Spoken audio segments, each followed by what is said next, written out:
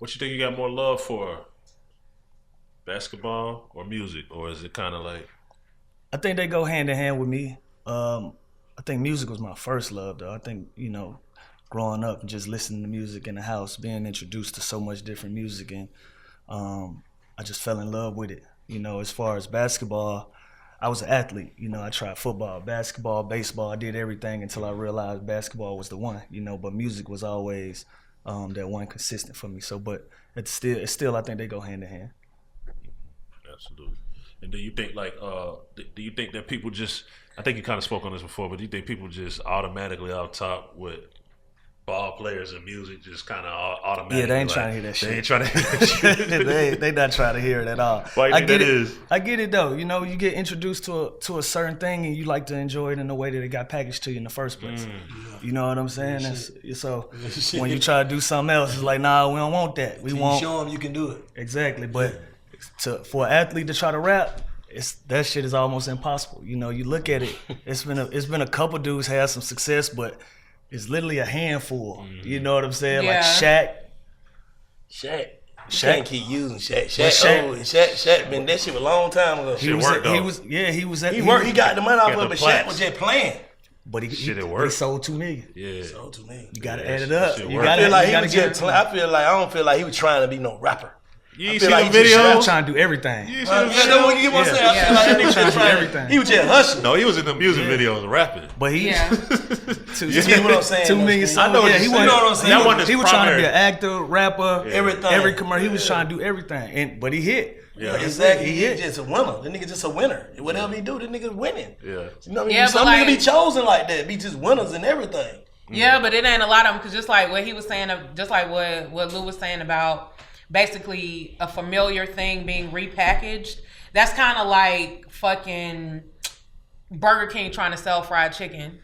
Like, Yes. it's not gonna work. And the funny thing Yes. is, they say Burger King got the best chicken sandwich, but niggas ain't trying to hear that shit. Man, niggas want that flame broiled, man. Like, Right. niggas Nobody ain't trying to trying hear to it. do that. Right. Like, I know you for what I know you for. Exactly. oh God. Exactly.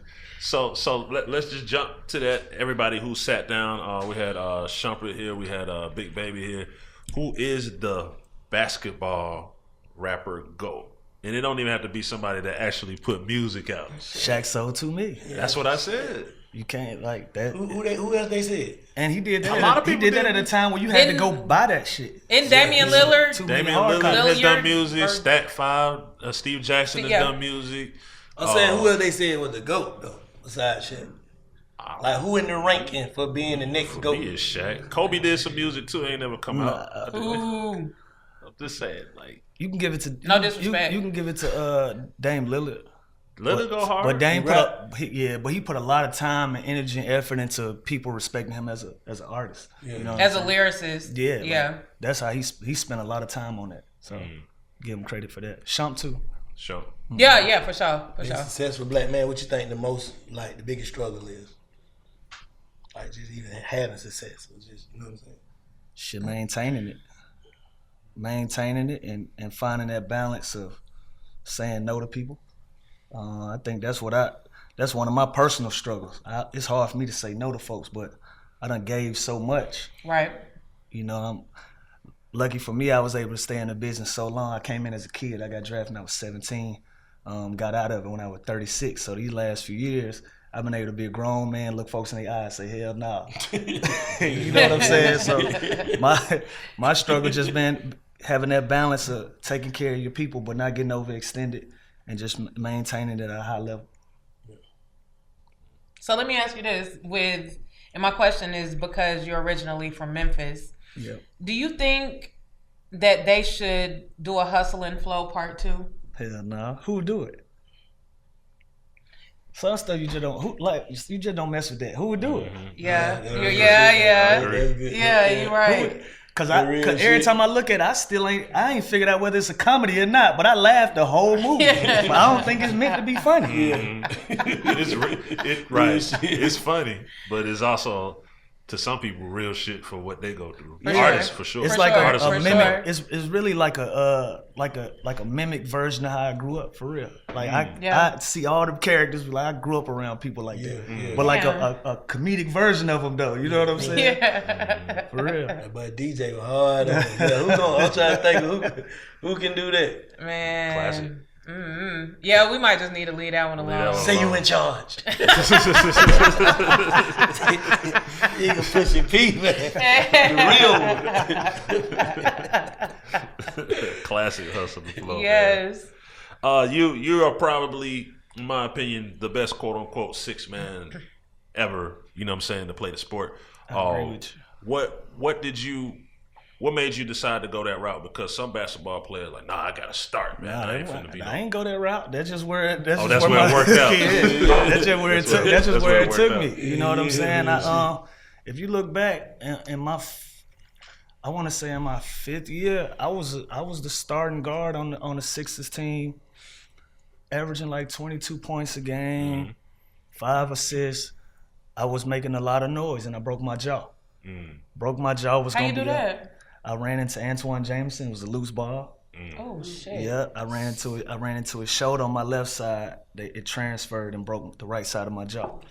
So I was out 6 to 8 weeks. So they needed a guard. They brought back Allen Iverson. So by the time I come back, Allen Iverson ain't coming off the bench. I've been on that motherfucker ever since. There you have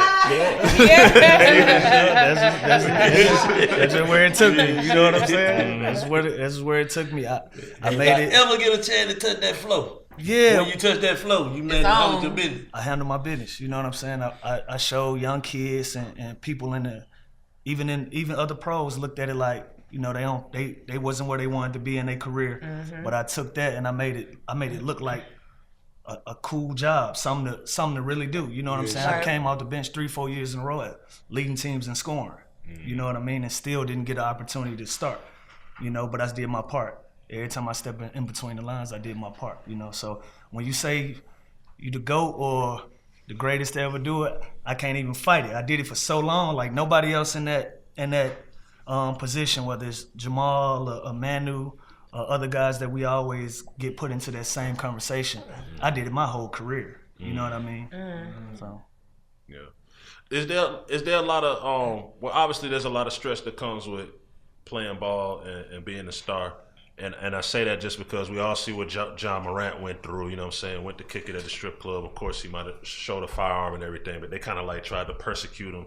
And when I saw that, immediately I kind of thought about the Lemon Pepper Magic City situation where it was like, damn, a ball player can't go kick it. No, I don't know why I don't know why we have this image of we just gotta go hoop and we don't have lives outside of regular people. Regular people, you know, it's the worst for athletes more than anybody else. You know what I'm saying? But shit, more than rapper, not more than rapper. Because the same athlete can rap. Because rappers are expected rappers can to do what fuck they want up. to do for real though. Yeah. Oh yeah. You know what I'm saying? Yeah. Rappers can do what they. But on the flip side, I get it. We work for a Fortune 500 company. Yeah. You know what I'm saying? That shit is openly traded. You know what I mean? So it got to look a certain way. It got to be packaged a certain way. So I get it. What kind of music Lil Will used to listen to before them games? Like, you like the real aggressive shit, like, or you like some cool? I was heavy on the aggressive shit. I was big time Meek Mill. Yeah. I was Lil Wayne. It was Jeezy. It was Tip. Right. It was always a mix of that. Starlito in my top 5. Okay. You know what I'm saying? He's hard though. He's very underrated. Starlito, Shout out to salute. Lito.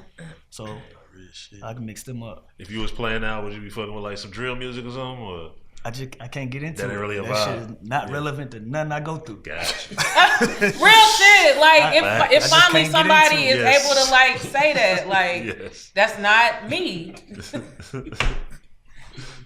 Hey, so you say you finally got a chance to tell a nigga know how you deal with people that got down. You feel like, man, that nigga on some bullshit because he's saying no. I'm comfortable in my skin, bro. I gave away millions. You know what I'm saying? Like literally. And some of that shit. How you respond to a nigga like, God damn, no nigga, God damn you, how you would you? I'm comfortable in my skin. If he say that, it's a problem with him. Yeah. You know what I'm saying? shit. Like I said, it's almost 20 years in this business. It's gonna be hard to find a nigga that do say that. But if he do, that's gonna be on him. I promise you. Yeah. I feel like I did everything I could for family, friends, even niggas that didn't even deserve it. You know what I'm saying? I just always put myself in a position to keep my spirit clean, keep my soul clean. So if I can do it for you, I would. But after a while, I should just get giving away too much of it. You know what I'm saying?